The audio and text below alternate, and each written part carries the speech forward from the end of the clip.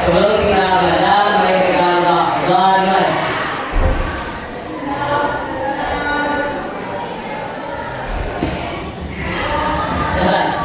Berjalan. Waalaikumsalam warahmatullahi wabarakatuh. Ibu, cek dulu kehadirannya ya.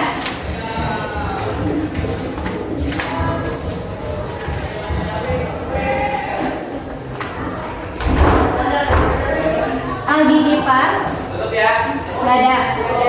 Ada kata oh sakit. Algi nih hadir. Tasya. Hadir. Bunga Putri. Hadir. Lutfi izin. Lutfi izin. Najwa sakit. Oke, kita doakan teman-teman yang sedang sakit semoga lekas sembuh.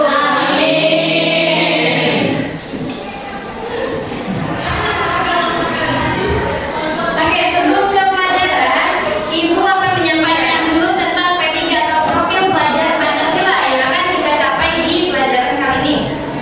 Yang pertama ada gotong royong dan yang kedua ada bernalar kritis. Gotong royong dalam penilaian ini ketika kalian sedang mengisi LKPD bersama kelompok. Apakah terjadi kerjasama atau tidak? Apakah di situ kalian bisa menuangkan ide dan pikiran atau tidak secara bekerja sama? Kemudian yang kedua ada bernalar kritis. Nah ini dapat dinilai ketika kalian menuangkan suatu permasalahan. Kira-kira betul atau tidak jawabannya itu bisa dilihat dari isi LKPD. Kemudian siapa yang mau sukses? Semuanya mau sukses ya? Oke. Kalau mau sukses berarti harus belajar dengan semangat. Karena tidak ada yang namanya orang sukses itu hanya dengan bermalas. Nah, pada pertemuan kali ini, Ibu akan menyampaikan tujuan pembelajaran. Yang pertama, tujuan pembelajarannya adalah peserta didik mampu menganalisis jalur lengkap pada saat aksara. Dan indikator yang harus dicapai itu kalian mampu menjelaskan konsep dasar tentang jalur rempah dengan baik. Kemudian, yang kedua, peserta didik dapat mengidentifikasi jenis-jenis rempah dengan benar. Kemudian, peserta didik dapat menganalisis bukti-bukti jalur rempah pada masa praksara dan tepat. Peserta didik dapat mengkreasikan hasil diskusi dalam bentuk produk dengan baik. Nanti di sini berarti kalian harus bisa menghasilkan produk berupa bahan presentasi baik itu berupa PPT, video ataupun konsep. Yang terakhir, peserta didik dapat mengkomunikasikan jalur rempah pada masa praksara dengan penuh tanggung jawab. Nah, di akhir kalian harus mampu mempresentasikan hasil diskusi dan dari LKPD kalian. Paham? Oke, kita lanjut ya. Siapa yang masih ingat pembelajaran minggu lalu? Najwa. Pada minggu kemarin kita membahas asal-usul nenek moyang dan juga jenis-jenis manusia. Betul sekali, benar. Nah, kira-kira teorinya ada apa saja sih? Ada teori apa saja sih yang dibahas? Bunga, boleh. Ada teori of Taiwan, Ya, teori of Afrika, ya, teori of Nusantara, ya. teori Teori of you. Teori of bunga. Oke, teman-teman, itu bunga. Nah, kemudian untuk minggu ini kita akan membahas tentang jalur rempah pada masa pra-aksara. Sebelumnya kita tes dulu. Sebelum kemarin kita tes dulu, oke? Ibu sudah membagikan di WA grup kalian. Silahkan isi. Ada 5 soal free test, silahkan isi. Oke, sekarang Ibu punya pertanyaan nih. Yang pertama, apa sih yang kalian ketahui tentang jalur rempah? Bunga. jalur rempah itu adalah rute perjalanan nenek moyang yang membawa rempah-rempah ke pulau saat yang satu ke pulau yang lainnya dan menjalin sarana. Oke, bunga. Satu pertanyaan lagi. Kira-kira ada yang tahu nggak sih jenis-jenis rempah itu apa aja? Kalian tahu nggak jenis rempah itu apa aja? Yang suka bantu orang tuanya pasti tahu. Boleh berdiri siapa? Apa? Ya.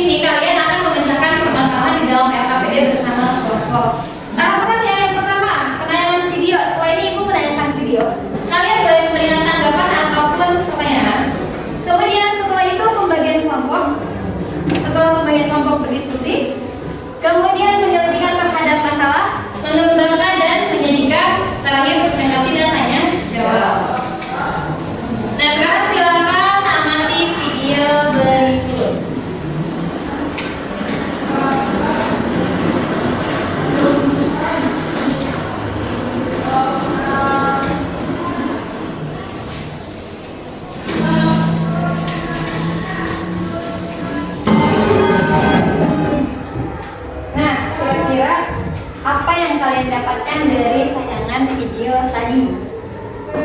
Apakah ada yang mau menanggapi?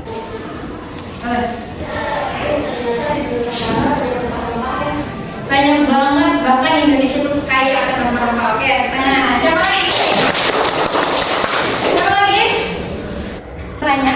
Bu, ingin bertanya. Boleh. Dari tayangan video ini kan saya mendengar banyak sekali orang asing atau bangsa luar mencari rempah ke Nusantara. Itu kira-kira kenapa ya, Bu? Oke, karena pada saat itu di apa namanya Eropa kan mereka sangat membutuhkan rempah-rempah. Nah ternyata pada saat itu Konstantinopel itu dikuasai oleh Turki Utsmani, sehingga mereka sulit untuk mendapatkan rempah-rempah dan mereka mencari jalur baru ke dunia bagian timur. Ternyata mereka menemukan India dan Indonesia. Wah ternyata rempah-rempahnya itu lebih banyak dibandingkan yang ada di Timur Tengah. Makanya mereka banyak yang datang ke Indonesia. Seperti itu, paham? Ada lagi? Ada yang mau bertanya? Kalau misalkan tidak ada, Ibu akan menjelaskan sedikit tentang materi jalur rempah. Di sini ada permasalahan yang nanti yang harus dibacakan dalam LKPD. Nah ini nanti ada di bagian nomor 4. Kalian harus bisa memecahkan ini. Bagaimana praktik perdagangan rempah pada masa praksara dapat mempengaruhi perkembangan ekonomi di zaman sekarang. Nah Ibu menjelaskan tentang jalur rempah. Apa sih yang dimaksud dengan jalur rempah? Jalur rempah itu adalah rute perdagangan di mana? Di masa lalu, yaitu jalur lalu lintas perdagangan maritim internasional yang melibatkan Nusantara sebagai titik penting di dalamnya. Nah, di sini juga tadinya adalah namanya jalur sutra, kemudian digantikan oleh jalur rempah. Kenapa? Karena di dalam perdagangan internasional, nah di sini nih, di sini banyak sekali barang dagangan yang diperdagangkan seperti keramik. Kemudian ada rempah-rempah, kemudian ada sutra, dan ada perhiasan. Nah di sini kan banyak ya yang diperjualkan, tapi kenapa namanya jalur sutra? Nah pada akhirnya para sejarawan itu menggagas gimana kalau jalur sutranya diganti dengan jalur rempah. Karena pada perdagangan di sini internasional ternyata rempah-rempah yang paling banyak diminati, maka diganti menjadi jalur rempah. Atau jalur rempah itu sendiri artinya jaringan niaga rempah-rempah yang menghubungkan antara belahan barat dan timur dunia, yang dimulai dari wilayah timur Nusantara, kemudian melintasi ujung barat Sumatera, India, Sri Lanka, Mesir, Afrika Timur, Afrika Selatan, Madagaskar, kemudian daratan Timur Tengah atau Asia Barat, Mediterania hingga ke Eropa. Nah lalu apa saja sih komoditas yang diperjualkan? Seperti yang di awal tadi ya, ada pala, kemudian ada lada hitam, ada merica, kayu manis, pala, dan cengkih. Inilah jenis-jenis yang sangat mendunia pada saat itu dan sangat dicari oleh orang-orang Eropa. Nah, selanjutnya jalur rempah ini dibagi menjadi dua. Ada jalur rempah Nusantara dan ada jalur rempah internasional. Karena rempah-rempah ini tidak hanya di Nusantara, bahkan mendunia. Jalur rempah di kawasan Nusantara itu menghubungkan banyak pulau-pulau penghasil rempah. Contohnya bagian timur Nusantara seperti Kepulauan Maluku merupakan penghasil cengkeh, dan pala dengan bagian barat Nusantara seperti Sumatera, Jawa, Kalimantan itu adalah penghasil lada. Itu saling menghubungkan. Seperti ini jalurnya. Nah ini ada Maluku, di bagian barat ada Sumatera, Jawa, dan Kalimantan. Ini adalah penghubung jalur rempah. Selanjutnya jalur rempah internasional. Ini menghubungkan antara Nusantara dengan bagian luar. Nah di sini ada titik-titiknya. Kita lihat di peta ya. Jadi yang menghubungkan jalur internasional itu adalah dari Nusantara, kemudian ke Tiongkok, ke India, ke Arab, Afrika Timur, hingga akhirnya meluas ke Eropa. Maka disebutlah jalur rempah internasional. Karena penyebarannya tidak hanya di Indonesia atau Nusantara, melainkan mereka keluar Nusantara. Paham nggak sampai sini? Lanjut ya.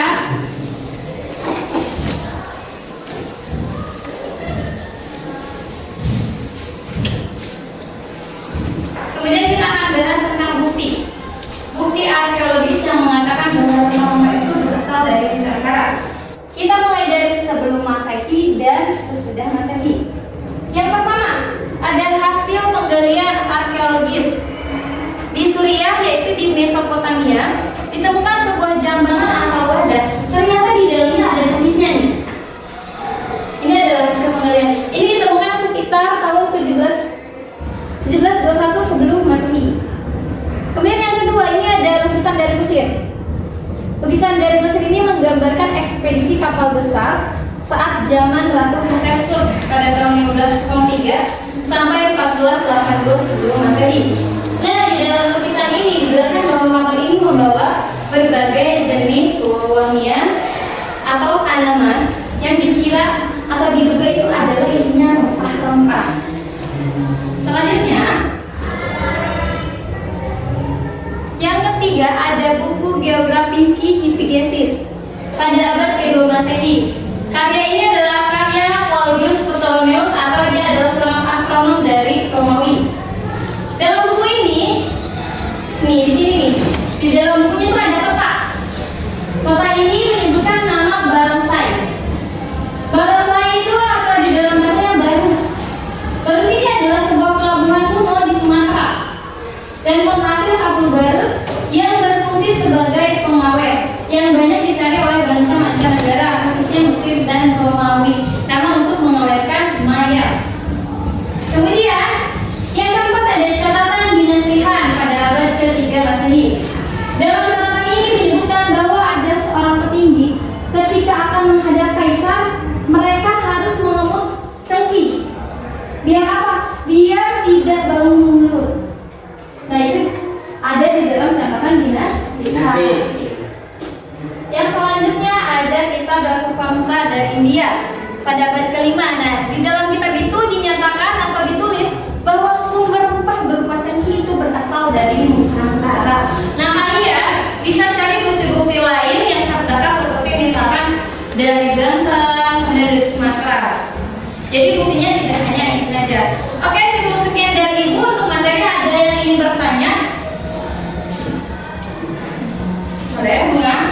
Apa sih yang mendasari adanya gagasan penamaan jalur rempah? Seperti yang di awal sudah Ibu jelaskan, bahwa di dalam jalur internasional itu yang diperjualkan tidak hanya sutra, keramik, perhiasan, dan rempah. Nah, di sini juga ada rempah-rempah. Di mana di jalur internasional itu ternyata yang paling banyak diminati adalah rempah-rempah. Maka disebutlah jalur rempah. Ada lagi? Mengapa kita harus mempelajari jalur rempah? Oke, kenapa kita harus mempelajari jalur rempah? Supaya kita semua dapat mengetahui bahwa nenek moyang bangsa Indonesia itu dari dulu sudah mengadakan perdagangan internasional dengan rempah-rempah. Maka hebat kan Indonesia dari zaman dulu sudah mendunia. Nah, seperti itu. Sudah cukup? Apa masih ada? Cukup. Oke, kalau tidak ada lagi kita bagi kelompok dulu menjadi 4 kelompok. Nah, ini nama kelompoknya, silakan duduk dengan kelompoknya masing-masing.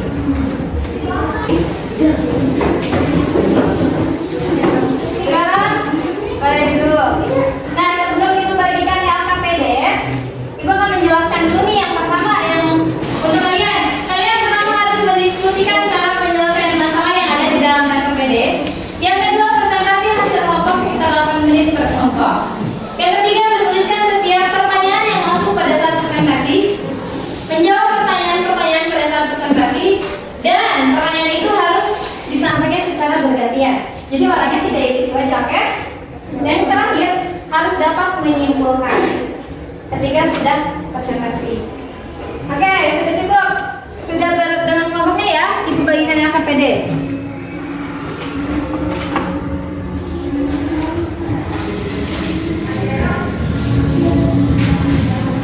Selesai.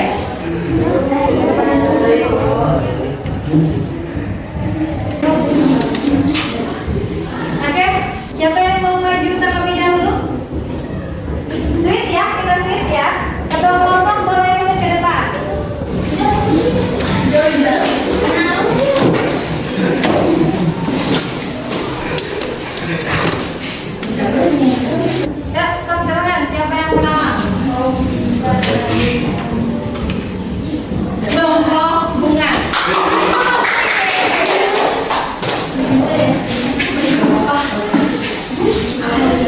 Kelompok berapa? Kelompok ini.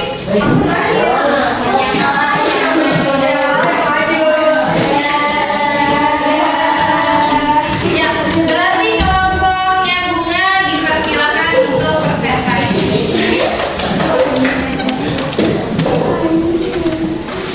Ya, silakan. Assalamualaikum warahmatullahi wabarakatuh.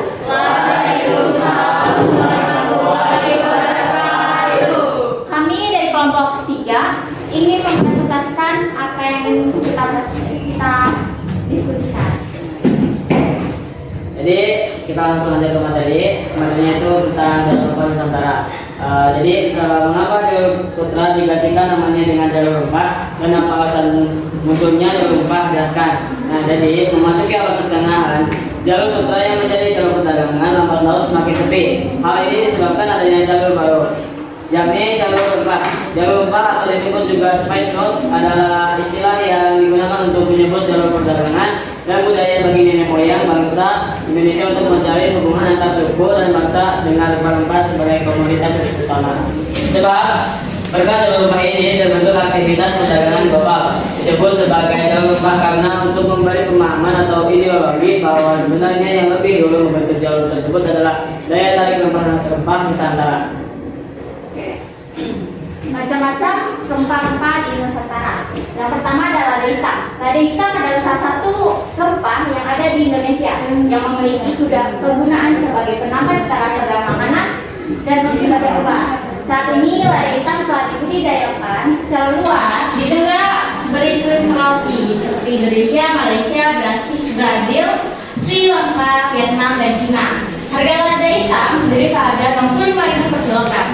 Yang kedua adalah lada putih. Lada putih atau bisa disebut sebagai merica merupakan salah satu rempah Nusantara yang memiliki kegunaan menambah rasa pedas, menambah aroma makanan, menghilang bau amis serta bumbu saus dan marinasi. Tempat penghasil lada hitam ada di Jatim dan Bangka Belitung. Harga lada hitam sendiri mencakup seharga 110.000 per kilogram. Ketiga, ada kayu manis. Kayu manis memiliki sifat antimikroba, antiviral, dan anti jamur yang dapat membantu melawan infeksi yang menyebabkan diare. Selain itu, sifat antiinflamasi kayu manis membantu mengurangi peradangan dalam hubungan pencernaan yang sering terjadi akibat diare serta menambah cita rasa makanan.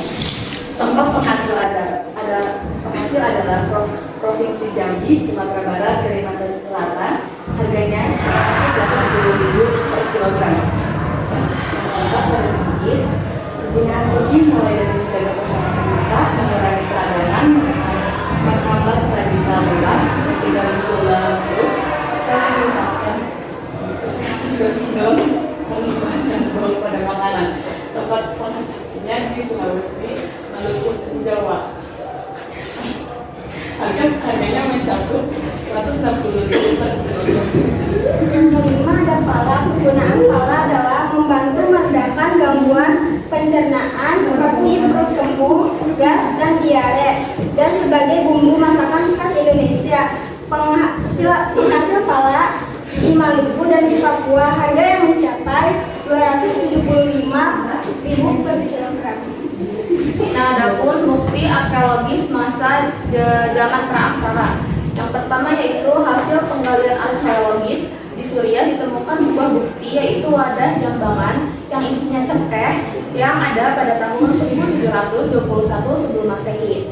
Yang kedua yaitu adanya lukisan Mesir yang menggambarkan ekspedisi kapal besar saat zaman Ratu Hatshepsut pada tahun 1503 sampai 1482 sebelum Masehi, yang di dalamnya ada huruf hieroglif yang menjelaskan bahwa kapal ini membawa berbagai jenis tanaman dan bahan wangian yang diduga adalah rempah-rempah. Lalu yang ketiga ada terdapat bukti catatan dinasti Han pada abad ke-3 Masehi menjelaskan bahwa jika petinggi ingin bertemu raja harus mengunyah cengkeh agar tidak bau mulut. Lalu yang keempat adalah kitab Ragupasa dari India pada abad ke-5 Masehi. Pada kitab ini juga tertulis bahwa sumber rempah berada di wilayah Nusantara. Bagaimana praktek perdagangan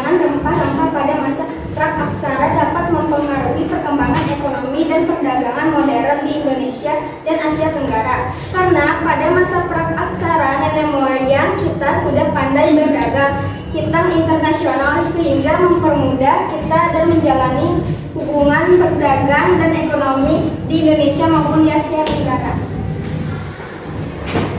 Oke, di sini kita buka ceritanya Jo. Ada yang ingin ditanyakan?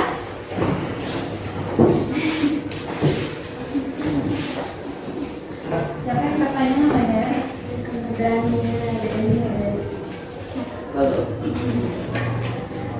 Apa perbedaan lada hitam dan lada putih?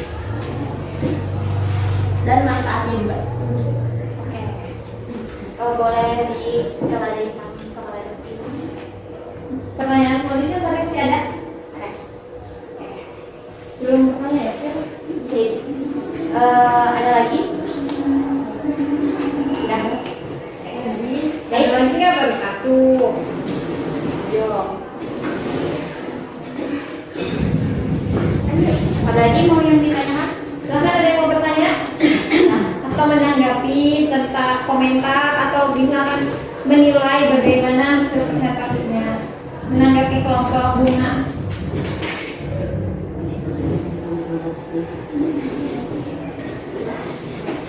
Oke, boleh. Baik, saya akan menjawab pertanyaan dari Dania. Apa perbedaan dari lada hitam dan lada putih serta kegunaannya ya? Nah, perbedaan lada hitam sendiri adalah lada hitam dan lada putih adalah lada hitam itu mengalami proses fermentasi dan memiliki rasa pedas yang khas, sedangkan lada putih memiliki rasa yang lebih ringan dan aroma yang lembut. Nah, kegunaannya sendiri untuk lada hitam di sini. Kalau lada hitam itu salah satu rempah itu memiliki kegunaan sebagai penambah rasa cita dalam makanan dan obat. Nah, buat lada putih itu untuk Menambah rasa khas, menambah aroma masakan, menjelang suami serta bumbu saus dan marinasi. Oke, sudah dimengerti? Ada yang ingin ditanyain? Sudah. Baik. Oke, cukup sekian presentasi dari kami. Kesimpulan dulu. Oh iya, kesimpulan. Jadi kesimpulan dari kelompok kami adalah Indonesia memiliki banyak sekali rempah dan rempah-rempah ini sangat diminati oleh masyarakat hingga luar mancanegara. Dan patutnya kita sebagai warga Indonesia menyayangi dan menjaga kelestarian Indonesia agar terciptanya negara yang harmonis dan berkembang. Oke, sekian presentasi dari kami. Kurang lebihnya mohon maaf. Wassalamualaikum warahmatullahi wabarakatuh. Oke, dari presentasi tadi kita evaluasi. Yang pertama, seperti ada beberapa yang kurang karena ada yang kurang politik di dalam tulisan APD, tetapi yang lainnya sudah bagus. Nah, saudara yang pertama tadi kenapa Jawa Sutra ya? Kenapa digantikan dengan Jawa Sutra? Di awal kan sudah dijelaskan karena di dalam jalur internasional tersebut tidak hanya menjual sutra saja, melainkan banyak bahan dagangan seperti perhiasan, kemudian keramik, rempah-rempah dan sutra. Tapi ternyata yang paling banyak diminati itu adalah rempah-rempah. Setelah itu ada berbagai macam jenis rempah. Yang terkenal itu adalah lada hitam, kemudian lada putih, cengkih, pala, dan kayu manis. Itu adalah jenis rempah yang sangat mendunia. Kemudian yang terakhir apa pertanyaan? Oh belum, masih ada arkeologis ya buktinya. Tadi buktinya ada apa aja? Ada bukti dari jambangan yang berisi cengkih. Kemudian ada dari catatan dinas lihat